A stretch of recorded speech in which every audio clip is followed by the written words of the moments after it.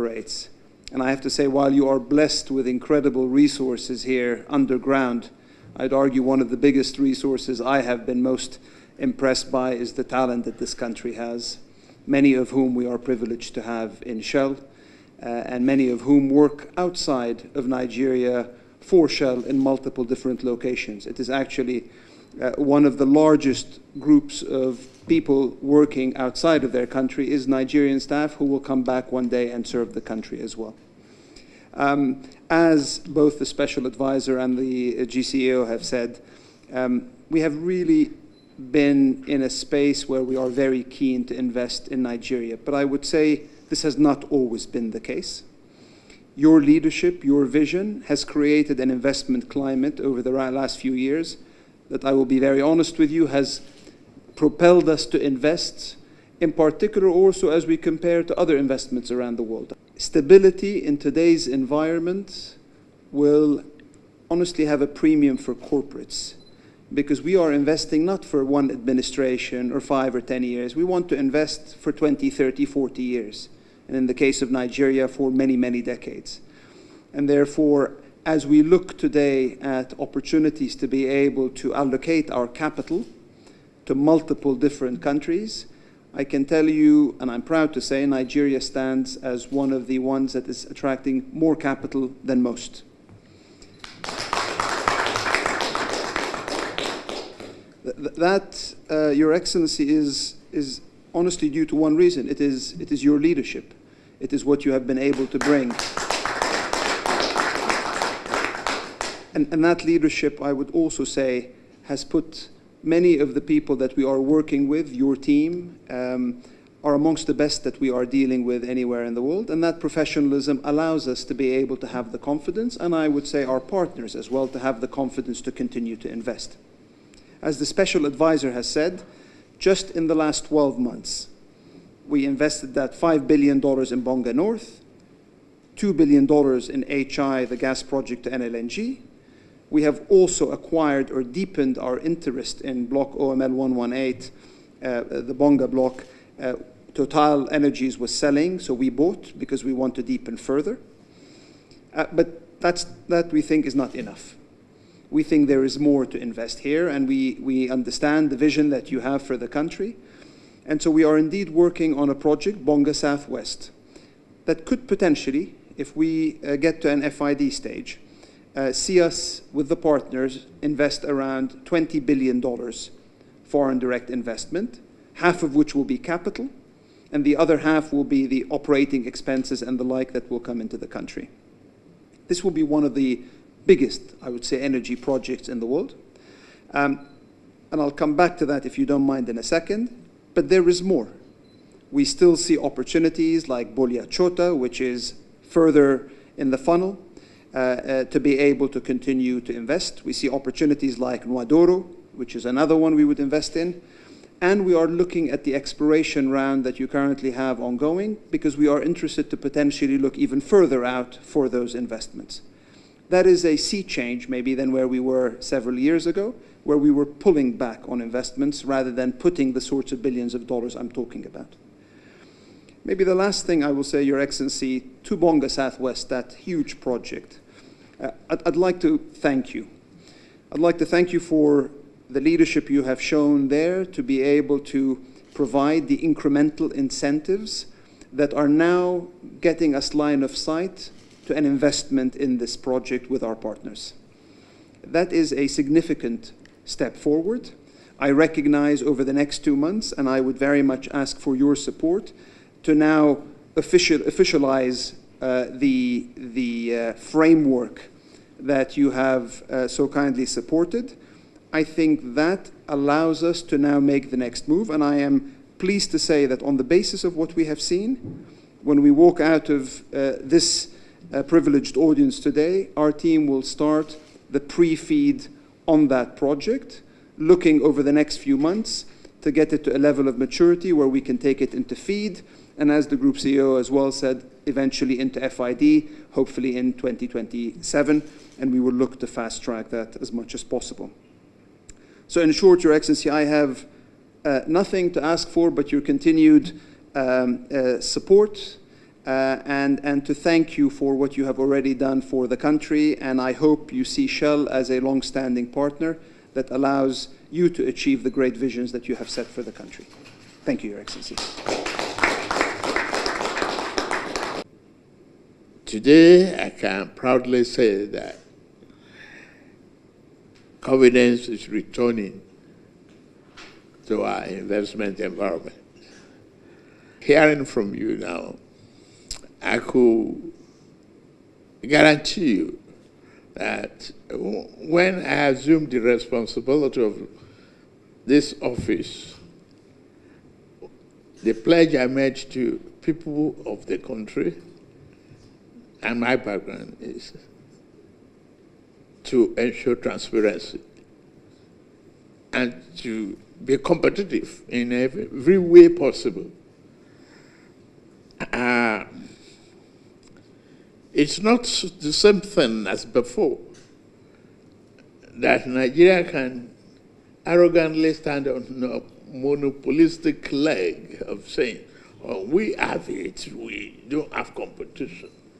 Well, if I look around my geography, I see Guyana, I see other countries struggling to attract the same investment from the same basket. So what do? Must encourage, invest, and incentivize the opportunities. And that's what I'm doing. I like what Shell has done, and your partnership with Vesu and all of that. There's no better time to do it than now. And I want to assure you that what we promise is what we will deliver.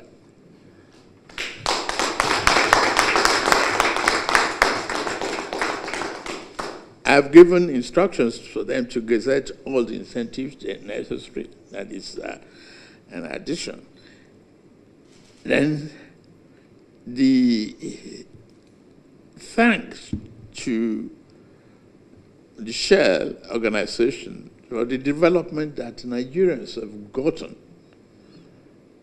Nigerian people, the talent that we have, the most important aspect of our resources is the talent of the people that we have in this country.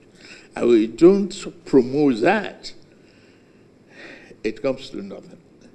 It doesn't give value to us. Thank you very much. I assure you, you have no question to look at what we have promised. Expect a delivery. Expect a documented and consistency in policy and application going forward. Early last year, to help to attract investments. As most of you know, following the PIA, we realized that there were additional incentives that were necessary to attract investment. And the reason for that is that the competition for investment is global. And most other countries, like other African countries, Guyana, the Far East, they're changing their policies very dynamic so that they can attract those investment. So one of the great things that Mr. President did was to actually announce those executive orders to put additional incentives to be able to attract investment.